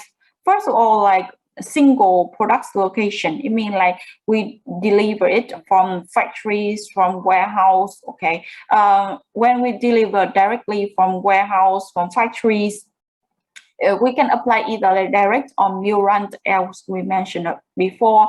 However, when we deliver from factories and warehouse to the customer without stopping at any intermediary, normally this kind of deliver is more suitable when the demand of receiving location is very high and predictable, and we have to deliver in large and bulk amount. Rồi ngoài cái việc là sắp xếp bố trí tuyến đường thì chúng ta còn quan tâm đến cái điểm là chúng ta giao từ đâu, giao từ đâu đến cái điểm nhận. Thì có một kiểu đầu tiên là giao luôn từ nguồn, tức là giao từ nhà máy sản xuất, giao từ kho, đúng chưa? Tức là ở cái cách chia tiếp theo từ cái nguồn giao này là chúng ta quan tâm đến việc là trên cái chặng hành trình giao đấy có cần qua các trung tâm phân phối hay không, được chưa? Thì cái loại đầu tiên mà cô đang nói ở đây là giao không qua trung tâm phân phối, đi thẳng từ cái nơi sản xuất ra cái sản phẩm đấy, đúng chưa, đến cái người tiêu thụ. Thì thông thường hoặc đến cái nguồn mà mua, đến cái nơi mà mua cái sản phẩm đó, thì thông thường là cái việc giao mà không cần qua trung tâm phân phối ấy, không cần qua cái chỗ mà để gom chia chọn ấy, thì thông thường nó là do là cái nhu cầu của người nhận ấy, nhu cầu của cái người mua ấy, chỗ mà customer mà cô đưa ở đây ấy, thì thường là nhu cầu lớn. Họ thường mua với số lượng nhiều, cái công ty đấy thường nhập với cái số lượng lớn và nó ổn định. Ví dụ trong tình huống là giao giữa doanh nghiệp sản xuất vải và doanh nghiệp nhập vải chẳng hạn, thì rõ ràng cái doanh nghiệp nhập vải thông thường là doanh nghiệp sản xuất quần áo hoặc là xuất khẩu vải, thì cái nhu cầu của họ tương đối là ổn định, nó không bất thường. Họ có những cái nhu cầu kinh doanh hàng tuần, hàng tháng, hàng quý rồi, đúng chưa? Tất nhiên nó sẽ vẫn có sự chênh lệch, có tháng thì họ nhập nhiều hơn một chút, có tháng họ nhập ít hơn một chút, nhưng mà vì cái mức độ thì là ổn định. Nhưng mà nếu ví dụ như ở đây giữa là một doanh nghiệp bán quần áo và một doanh nghiệp, một bên là công ty sản xuất quần áo và một bên là khách hàng mua quần áo, thì rõ ràng nhu cầu của cá nhân, nhu cầu của từng cái người mua quần áo thì bao giờ nó cũng sẽ có cái tính là bất ổn, đúng chưa? Có thể tháng này thì cô sẽ mua rất là nhiều, nhưng tháng sau cô chẳng mua gì cả, và 3-4 tháng nữa cô vẫn không mua gì. Đó, thì với cái nhu cầu mà nó bất ổn như vậy thì thông thường nó không phù hợp để việc là giao trực tiếp từ nhà máy sản xuất đến người tiêu thụ. Vì vậy nên các bạn sẽ thấy cái hình tượng là cái sản phẩm mà tiêu thụ gọi là FMCG là consumer products, sản phẩm tiêu dùng hàng ngày nhanh, ví dụ như là những cái mặt hàng như là mì gói của chúng ta này, hay là nước giải khát này, đúng chưa? Hay là các bạn mua những cái sản phẩm như là đồ ăn, bánh cozy vân vân, thì những sản phẩm đấy thông thường khi mà chúng ta đặt, chúng ta chỉ có thể đặt để giao từ siêu thị, chứ thường ít khi thì chúng ta có thể đặt là giao là từ thẳng nhà máy sản xuất bánh cozy, hay là từ nhà máy sản xuất nước Coca-Cola, đúng không? Hay là từ thẳng là nhà máy sản xuất mì Hảo Hảo, đúng không? Vì tương quan giữa từ cái nhà máy đó mà họ nhìn đến nhu cầu của chúng ta, thì từng cái khách hàng đơn lẻ này nhu cầu quá là nhỏ và không ổn định để mà họ có thể thực hiện cái việc giao thẳng từ nhà máy đến từng khách hàng, dù là có áp dụng meal run, tức là giao mì Hảo Hảo đến cô Thảo, đến Mai Anh, đến Thắng trong một chặng hành trình, thì cái việc gom đấy nó quá nhỏ và nó quá lặt nhặt để cho người ta có thể gom vào.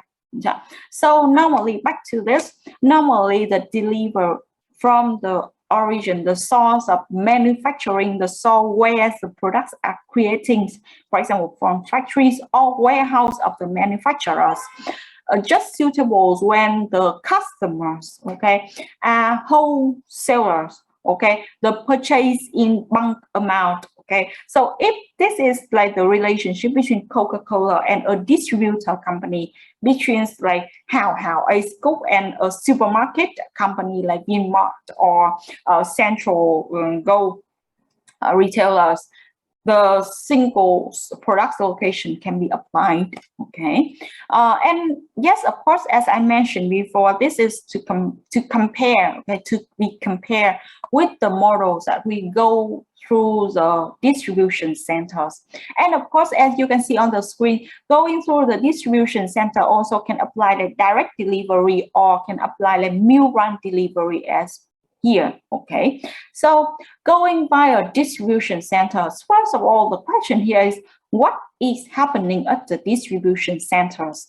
Okay, not only this, first of all, think of distribution center is as a warehouse. Okay, products are stored there.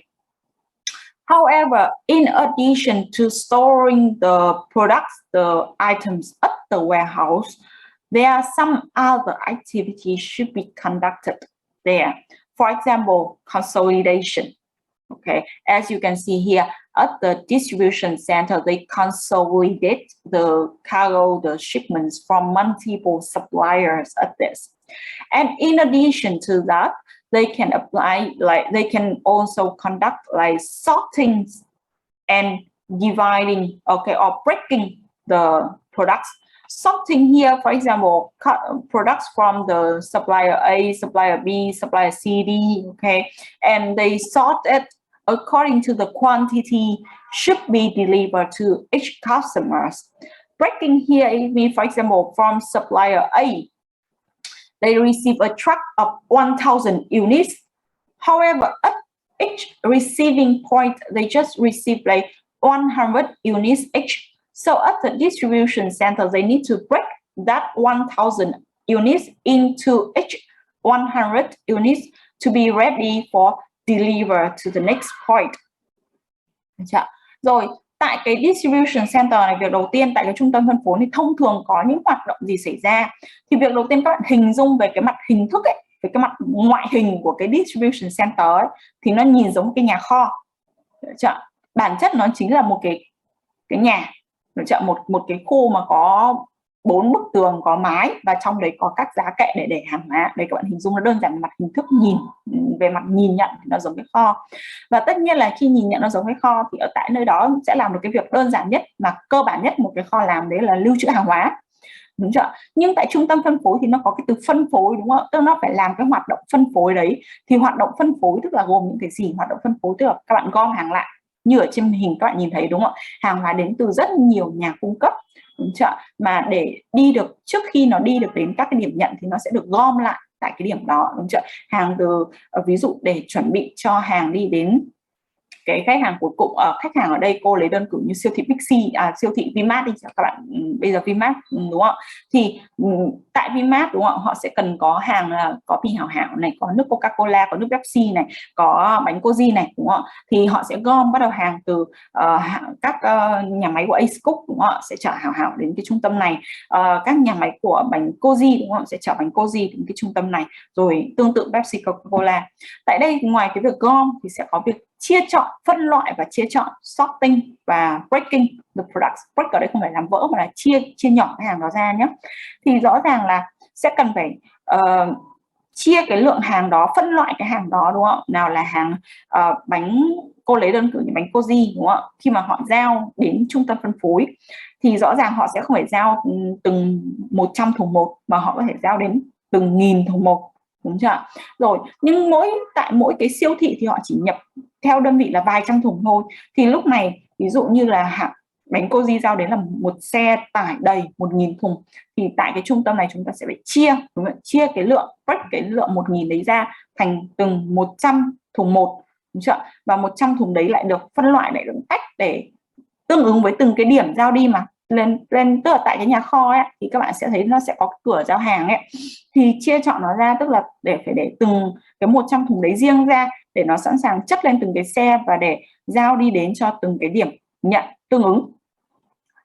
So that is the reason why on the screen you can see we say like generate commodities from single product location, okay, from each warehouse or each manufacturer, single product location, tức là cái điểm mà chỉ có một hàng.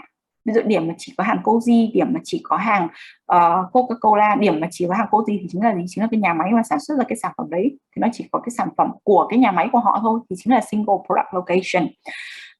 So suppliers, first of all, this models, okay, this operation is suitable when the suppliers are far from their customers.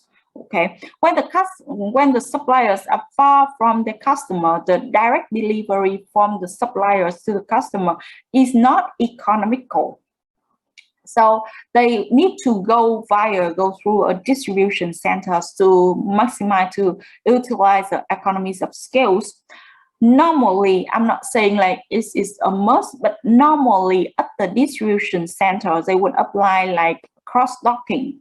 Okay, so the question here is what is cross-docking? Nào, cái mô hình này thông thường ấy thì nó sẽ phù hợp với trong tình huống mà tại cái location, tại cái vị trí mà chỉ có một loại sản phẩm ấy, thông thường là cái nhà máy sản xuất ra cái sản phẩm ấy, thì nó xa với cái điểm mà người mua, điểm mà cái doanh nghiệp mua, điểm mà cái doanh nghiệp nhận. Bởi vì trong tình huống như thế thì giao lẻ của từng cái nhà máy đến từng cái điểm nhận ấy, nó sẽ không kinh tế, nó không có tính tiết kiệm.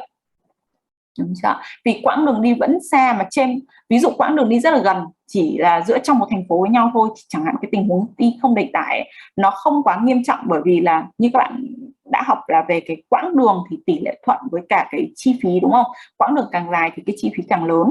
Vậy thì trong trường hợp quãng đường ngắn thì cái chi phí nó sẽ được giảm xuống, nó không bị quá cao. Thì chẳng hạn trong tình huống là đi không đầy tải thì cái chi phí nó vẫn ở trong cái phạm vi mà doanh nghiệp có thể bù đắp được so với cái doanh thu mà họ bán được cái lượng sản phẩm đấy, so với việc họ cung ứng được nó một cách tức thì cho khách hàng.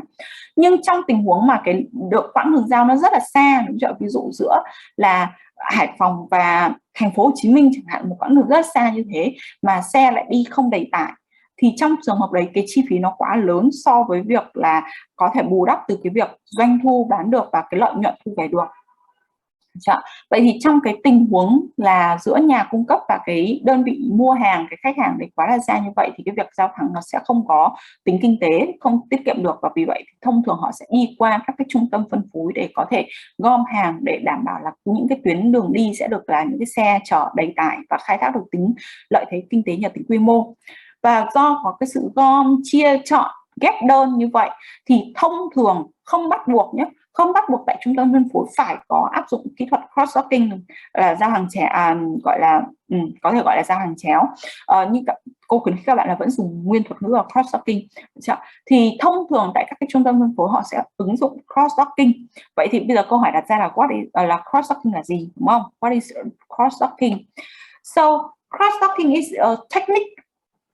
Normally this technique takes place or is conducted at the warehouse location, as a storing location. Okay, as you can see here, the shipment from different supplier, you can see they are consistent in terms of characters, right? For this, I want to describe that they go from single source location. So after being received at the location here, it will be sorting and be ready for dispatch to each location. So you see, for like delivering for the outbound side of the location, each shipment is mixed, mixed up different products from different suppliers here. So if it's just receiving, sorting, dispatching like that, it's not enough to become cross-docking. Okay, because warehouse also do the same thing, receiving, sorting, and dispatching. What it means for cross, okay, go cross the dock of the warehouse is that skip the stocking part, no delaying. Okay, it means the process is continuous. For example, receive, immediately be sort, immediately be dispatched, not receive, storing, sort, and dispatch. Okay, so the storing part or the stocking part is skipped, is omitted from the process of operations. Rồi nếu mà chỉ nói đơn giản là quá trình mà nhận rồi chia chọn rồi giao hàng đi ấy, thì nó chưa đủ để gọi về cross-docking. Vì cái kho nào ấy nó cũng làm tương đấy công việc. Ở chọn một cái kho đơn giản đều làm tương đấy công việc hết. Vậy thì cái gì nó sẽ tạo ra cái việc là cross-dock? Cross-dock ở đây là cái sàn ở trong kho, các bạn hiểu như vậy. Vậy cross tức là đi ngang qua, đi xuyên qua cái sàn, đúng không? Mà cái việc mà cứ đi thẳng, đi xuyên qua như vậy là chúng ta bỏ qua khâu gì? Bỏ qua khâu chữ, bỏ qua khâu cất chữ, như cô ở đây nói là skip stocking. Được chưa? Tức là nếu áp dụng cái cross-docking này, gần như hàng hóa không dừng lại, không gọi là không được cất chữ vào trong kho. Nếu như một cái kho thông thường nhớ, hàng được nhận này, đúng chưa? Có thể là phân loại, phân tách rồi sau đó đem đi cất, và có thể cất trong 1 ngày, 2 ngày, 7 ngày gì đó. Đúng không? Khi mà có cái đơn cần giao thì họ bắt đầu đi nhặt và họ xếp, họ phân chia để cho lên xe. Thế còn với cross-docking tức là hàng được nhận, chia chọn và giao đi luôn. nó có chữ luôn, continuous, ngay lập tức bỏ qua cái khâu cất. For example, the case of Thăng Long Logistics and Big C. Okay, Big C, because the case I put it in here before Big C's brand is removed. Nowadays, this is central retail, right? Rồi, Big C ở đây, ngày nay thì đã có lấy một cái tên thương hiệu khác là Go hoặc là của công ty Central Retailer, đúng không ạ? Bây giờ chúng ta không còn cái thương hiệu Big C nữa mà chúng ta quay về cái thương hiệu là Go rồi, đúng không ạ? Là một cái thương hiệu mới, vẫn là doanh nghiệp đấy thôi nhưng họ để một cái tên thương hiệu khác. So, Thăng Long Logistics is a distribution center in Hưng Yên province, in which they offer the cross-docking service for Big C's company. The product that they apply is vegetable. So Big C, they purchase the vegetable from many farms in Vietnam. They purchase from the farms in Đà Lạt, the farms in Thái Bình, Hải Dương, and so on. And those suppliers, when they shipped the vegetable in containers to Thăng Long, okay, maybe like at 10 p.m. Okay, every evening. And then at Thăng Long Logistics, at 10 p.m., they open the container, they take out, okay, they receive the vegetable from Đà Lạt supplier, from Hưng Yên supplier, from Hải Dương suppliers. And then they sorting, okay, they break those vegetables into smaller shipment and they sort it to go like according to the demand, the order for Trần Duy Hưng Big C, for Thăng Long Big C, for Eco Green Big C. And then immediately, just within like 2 hours, at least like 2 hours, those sortation are ready, are finished and ready for dispatching. I mean like delivering those cargo. So like 2 hours after that, like some other smaller trucks, like 2.5 tons truck, will be loaded the vegetable on it and ready to deliver to Big C in Trần Duy Hưng, in Thăng Long, in Eco Green, in Thanh Hóa, in Hải Phòng. And that is like cross-docking. Rồi, ví dụ như là trong trường hợp của siêu thị Big C, cô vẫn lấy tên Big C nhé. Mặc dù ngày nay cái thương hiệu đấy đã được thay rồi, nhưng để cho bạn dễ hình dung thì Big C họ sẽ mua rau, đúng không ạ? Mua rau về để bán trên cái siêu thị của họ ấy. Thì cái rau đó họ sẽ nhập từ nhiều nhà cung cấp khác nhau. Họ nhập từ nhà cung cấp ở trong Đà Lạt, nhà cung cấp ở Hải Dương, rồi nhà cung cấp ở Hưng Yên, vân vân. Thì những cái rau đó những nhà cung cấp đó họ không vận chuyển rau thẳng đến từng cái siêu thị Big C một, vì như vậy nó không hiệu quả. Vì có thể ví dụ nhà cung cấp trong Đà Lạt thì chuyên cung cấp về các loại củ chẳng hạn, thì cái lượng củ mà bán ở từng Big C một thì nó không thể, từng siêu thị Big C một nó không thể lên đến là cả hàng tấn được, đúng không ạ? Mỗi lần nhập các bạn đi siêu thị bạn sẽ thấy số lượng rau của từng loại thì nó sẽ chỉ giới hạn khoảng độ vài chục cân đến hàng trăm cân thôi. Và như vậy thì không chất đầy lên một cái xe tải được, đặc biệt là nếu mà đi từ Đà Lạt mà ra ngoài Big C Thăng Long chẳng hạn, đúng không, mà chỉ đi trên một cái chiếc xe tải 2,5 tấn vậy, trên đấy chỉ chở có vài chục cân thôi thì rõ ràng không hề kinh tế một chút nào. Vậy thì họ sẽ đi qua một cái trung tâm phân phối, và trung tâm phân phối đấy họ thuê của công ty Thăng Long Logistics tại Hưng Yên. Và tại đây thì rau là một cái mặt hàng mà rất là nhanh hỏng, đúng không ạ? Rau mà chỉ cần qua ngày hôm sau thôi thì nó đã héo rồi, và Big C sẽ không thể bán được cái loại rau héo đấy. Vì vậy cho nên tại Thăng Long Logistics thì họ gọi là offer, họ có một cái dịch vụ là cross-dock cho Big C. Thì ví dụ khoảng độ tối, thông thường thì khoảng độ 9-10 giờ tối mỗi tối ấy, thì các cái xe chở rau từ các nhà cung cấp họ sẽ đến kho của Thăng Long. Tại kho ở Thăng Long thì họ sẽ làm cái tác nghiệp lấy rau ra, ví dụ như cô đơn cử như củ cải này, rồi đậu này, nhập từ trong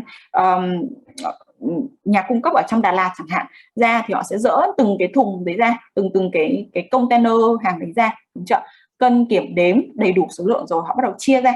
Thì tại Thăng Long, kho Thăng Long họ có khoảng độ 10 cái cửa kho chẳng hạn, thì họ sẽ có thể dùng là một cái cửa kho thì họ chuyên là cho các cái Big C ở Thăng Long, Trần Duy Hưng chẳng hạn, Big C ở Thăng Long, Big C ở Trần Duy Hưng. Thế còn một cái cửa kho thì họ chuyên là dùng cho làm Big C đi Thanh Hóa, Nghệ An chẳng hạn. Một cái cửa kho thì chuyên là cho Big C ở Hải Phòng, khắp mọi nơi mà.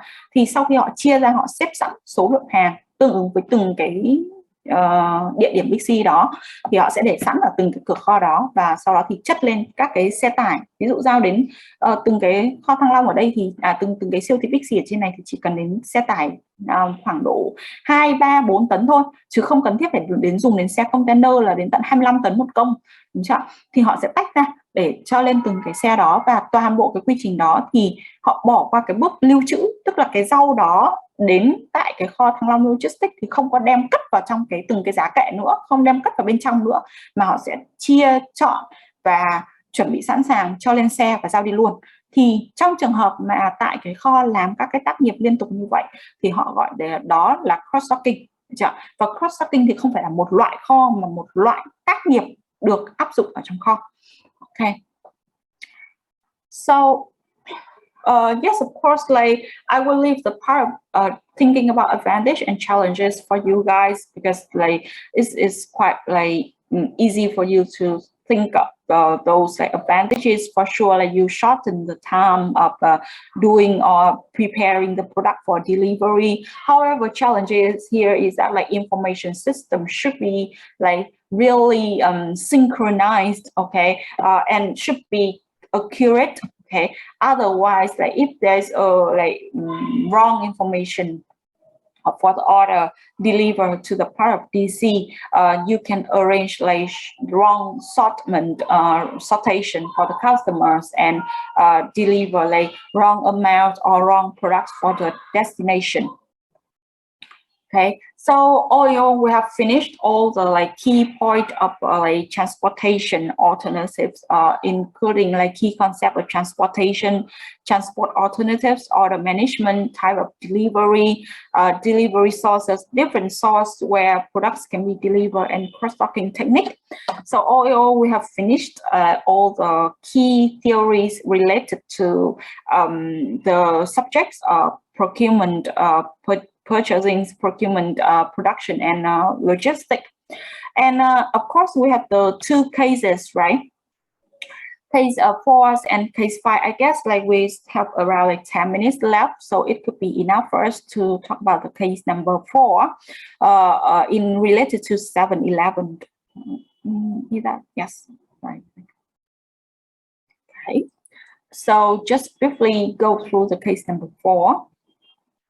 In the case number 4, there are 5 questions for you guys, right? For the first questions, it's about like, referring and describing some members participating in the 7-Eleven supply chain. And related to the questions by Thắng previously, like, I describe the participants of supply chain, global supply chain or Japan supply chains. I have already told you guys, like you can describe the members in the Japanese supply chain, right?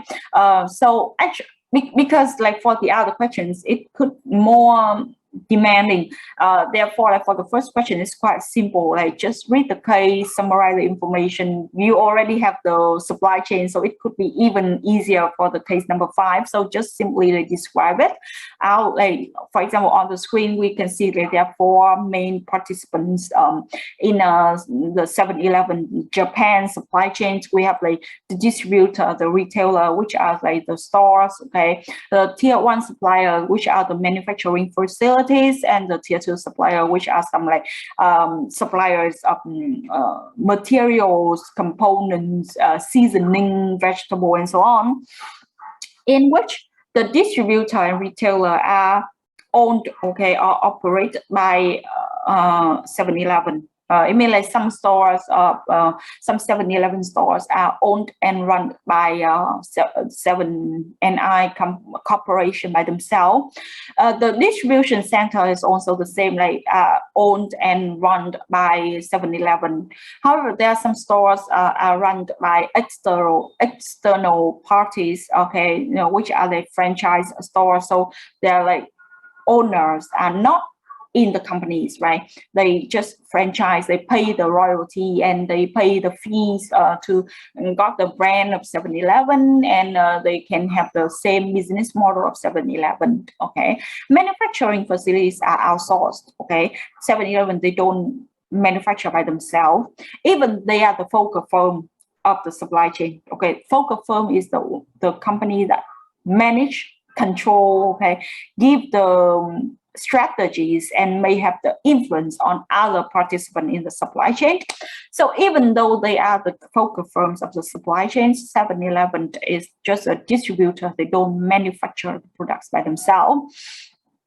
Moving to the second question, which distribution network does 7-Eleven apply? So may I have your questions, your answer. Now, which distribution network is applied by 7-Eleven? Trong các mô hình mà các bạn được giới thiệu thì theo các bạn thì mô hình nào đã được sử dụng bởi công ty 7-Eleven? Trong các cái mô hình vẽ các cái network mà chúng ta học ở phía trước ấy, các cái loại giao hàng ấy, thì cái loại giao hàng nào đã được sử dụng bởi công ty 7-Eleven?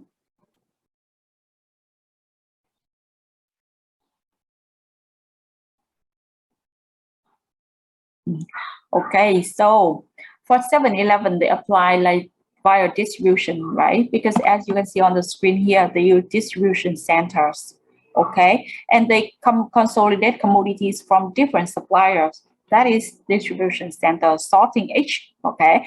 Sorting for each, and they will, like for the stores at the like nearby geographical area will be delivered from the same distribution centers.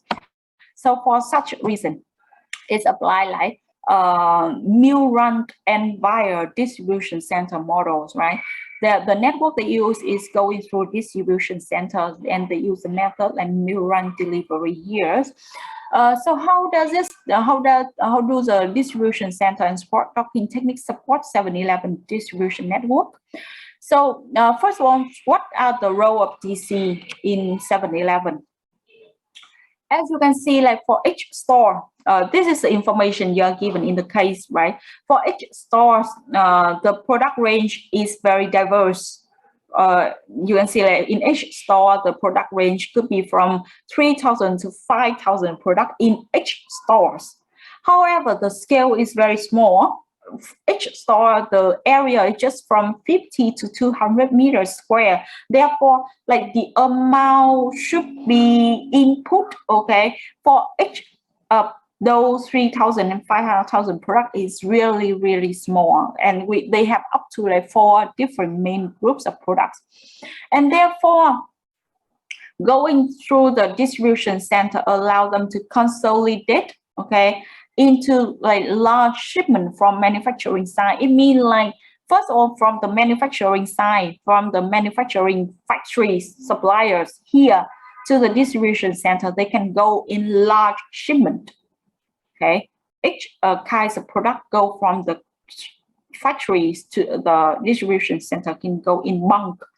And then they break into smaller shipment. However, thanks to the mill run they applied for the downstream part from between distribution center and the 7-Eleven store, they apply the mill run there. So they still can optimize the load of the truck to go between each distribution center and each 7-Eleven stores.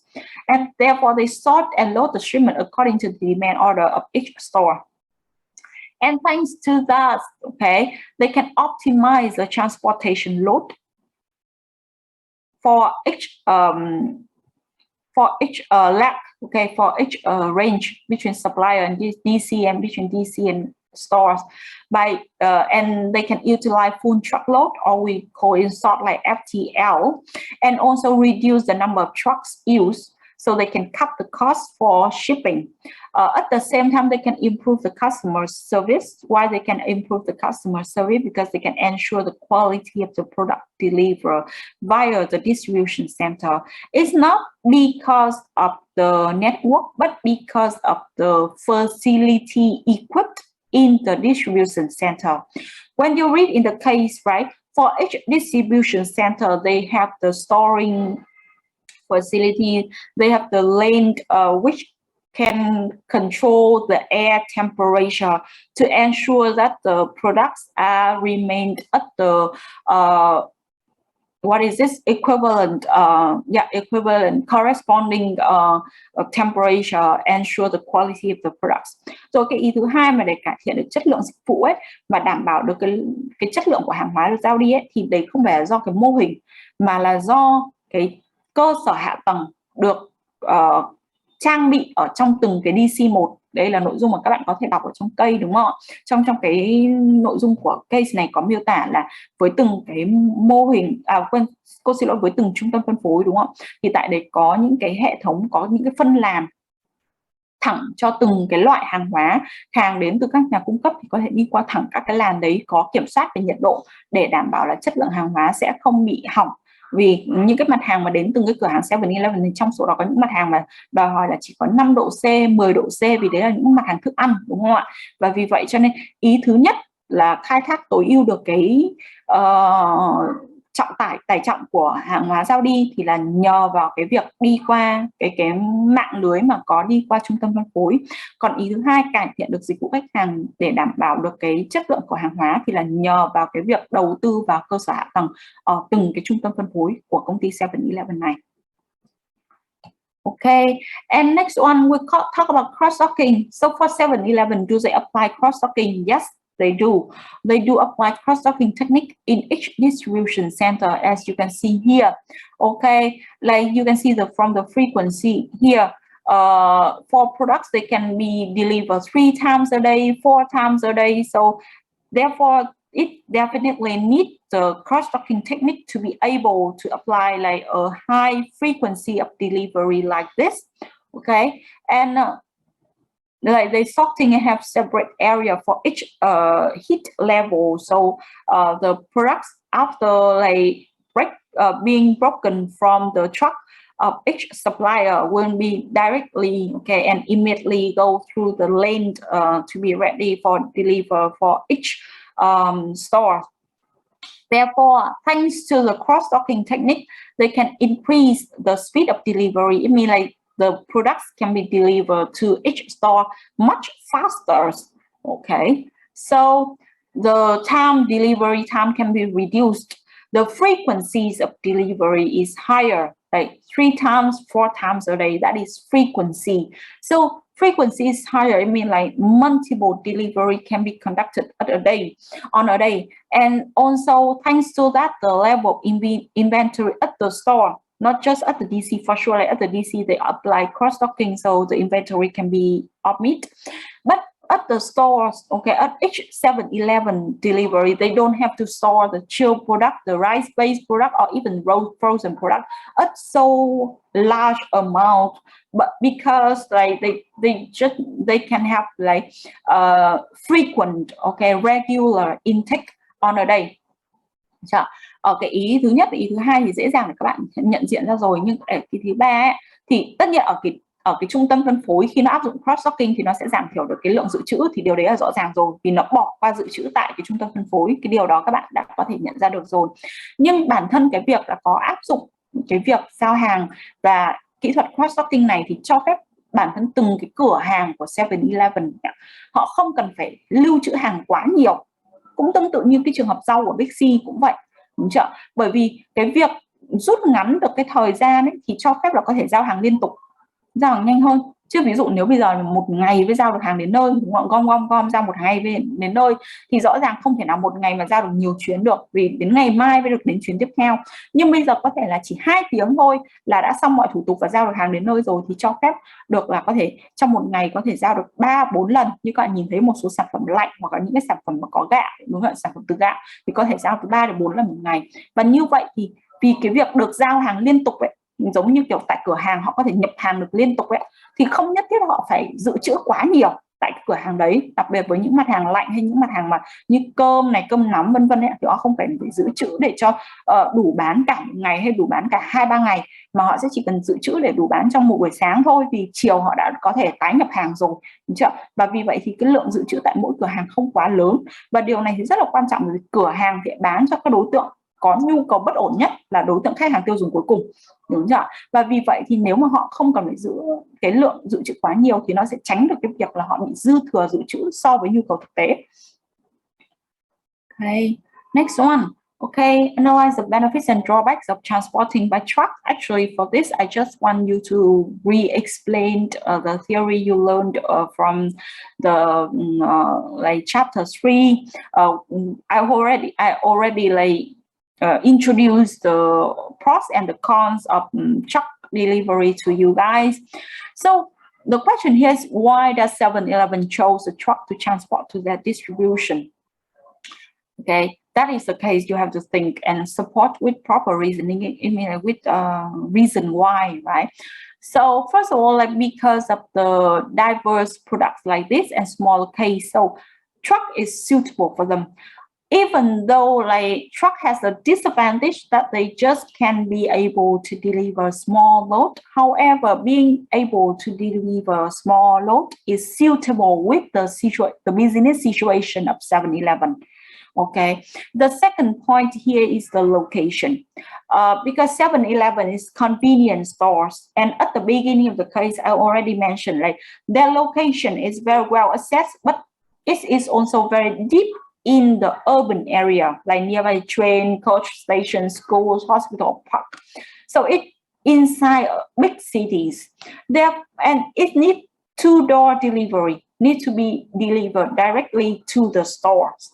Okay, so in such case, the truck mode is the most suitable one because it is on land and it's also like two-door delivery, and truck is the only mode of transport able to do so.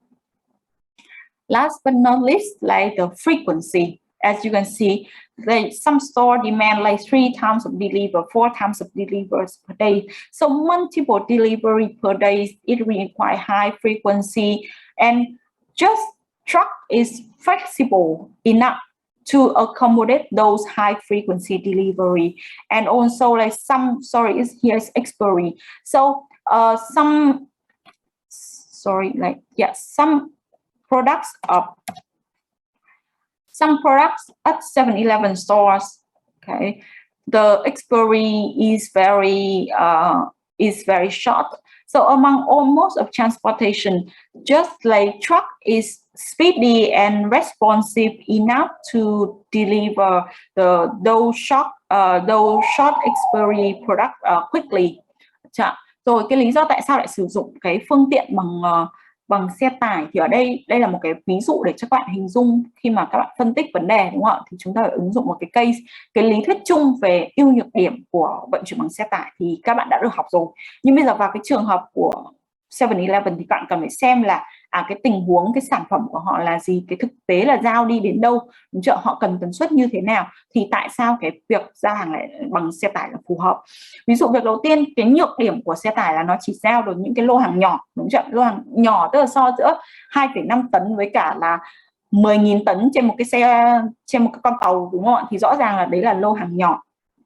Tuy nhiên nó lại rất phù hợp với trường hợp của 7-Eleven vì giao đến các cửa hàng thì đây phổ hàng thì đa dạng và số lượng hàng thì ít, thì hoàn toàn lại rất phù hợp với cái khả năng chứa của các cái phương tiện xe tải. Việc thứ hai là các bạn nhìn thấy ở ngay cái đầu cái case ấy, cũng có mô tả về cái bản chất của cửa hàng tiện lợi, đúng chưa? Thì cái địa điểm của các cửa hàng tiện lợi là thông thường nó thứ nhất ở trên mặt đất, ở trong các thành phố lớn và ở những nơi mà rất là đông dân cư, bởi vì đây những cái chỗ như là bến tàu, trường học, bệnh viện, vân vân, đúng chưa? Vậy thì trong cái trường hợp mà giao đến một cái điểm ở trên mặt đất, vậy cần phải giao đến tận nơi, tức là tận cái cửa hàng đấy, thì trong cái tình huống này thì rõ ràng so sánh giữa đường bộ, đường biển, tàu biển, tàu thủy, tàu hỏa, rồi máy bay và xe tải, thì xe tải sẽ là phù hợp nhất trong cái tình huống này. Rõ ràng nếu mà đi đường sắt, đúng không, thì nó cũng chỉ giao đến ga thôi, và như vậy thì vẫn phải đến ga để lấy cái hàng mang về. Lý do thứ ba nữa là cái tần suất, tức là cái tần suất giao đến từng cái cửa hàng của 7-Eleven này thì cần cái nhu cầu, cái tần suất rất là cao, cần phải giao nhiều lần trong một ngày. Vậy thì rõ ràng trong những cái phương tiện này thì chỉ có mỗi xe tải sẽ đủ mức độ linh hoạt cao nhất. Linh hoạt ở đây tức là đi nhiều chuyến, đúng không? Ví dụ đường sắt thì còn phải có lịch trình mỗi ngày chỉ có một chuyến tàu, đường biển thì có thể mỗi ngày cũng chỉ có một chuyến tàu, máy bay thì có thể mỗi ngày 2 chuyến chẳng hạn, đúng không? Và bây giờ để giao là 3 lần 4 lần cơ, thì rõ ràng duy nhất chỉ có đường sắt là nó có thể đi được nhiều chuyến một ngày và có thể đi xuất phát bất kỳ thời gian nào, đúng chưa? Linh hoạt chứ không cần phải cố định theo một cái lịch trình mấy giờ của giống như các phương tiện còn lại, đúng chưa? Và điều này thì rất là cần thiết đối với những cái mặt hàng của cửa hàng 7-Eleven là có cái thời hạn sản phẩm rất là ngắn. Có những mặt hàng thời hạn sản phẩm chỉ có 1-2 ngày thôi. Đó, ok, được chưa? And the last one, đây là significance, ý nghĩa, đúng không, của cái việc giới thiệu 7 Dream. Đây ạ, cô có translate.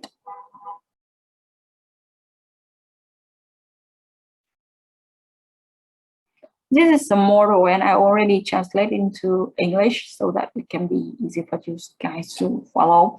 So the Seven Dream, cái mô hình là gì? Đúng không? Sevendream.com, this is an e-commerce company, a subsidiary of 7&9. So the customer, they place order on the system of Seven Dreams, on the website of Seven Dreams. However, the products from manufacturer for Seven Dreams, they will go via the distribution center for 7-Eleven stores and go on the same truck to deliver to 7-Eleven stores to the customers. So thanks to this, the customer who purchase the product on 7-Eleven Dreams, they will walk to the 7-Eleven stores, collect their products at the 7-Eleven store.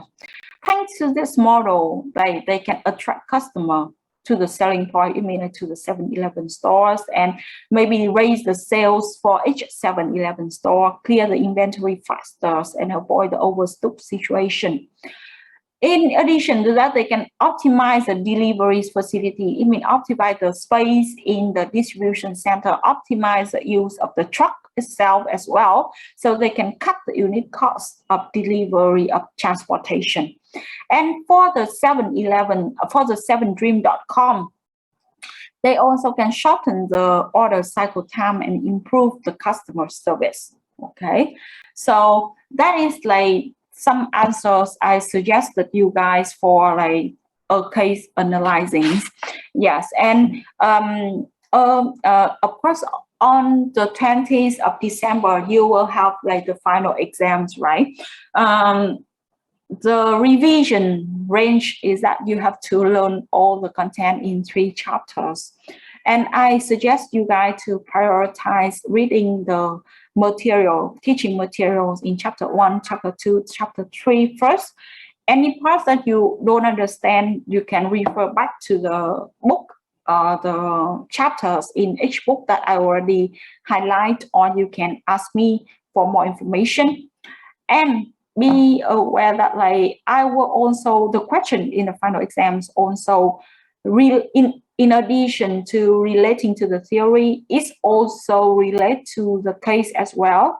So even though you are just in charge of submitting analysis for one case, now you need to read all 5 cases to understand it and to get information and know how to answer for the final exams.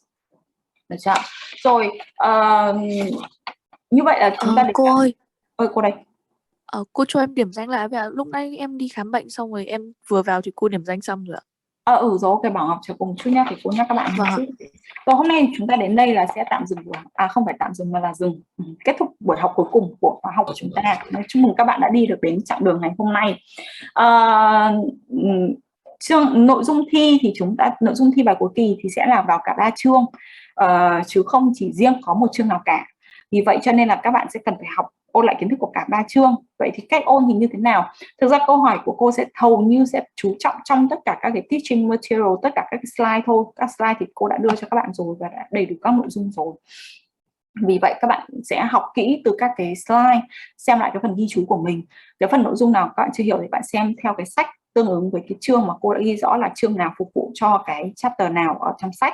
Còn nếu mà xem ở trong sách mà xem lại ghi chú xem lại trong sách mà vẫn chưa hiểu thì có thể hỏi cô từ giờ đến ngày 20, đúng không? Các bạn có tất cả là 2 tuần để ôn thi.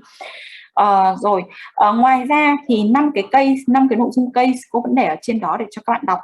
Vì có một số nội dung ở trong các case sẽ có xuất hiện ở trong bài thi cuối kỳ, đúng chưa?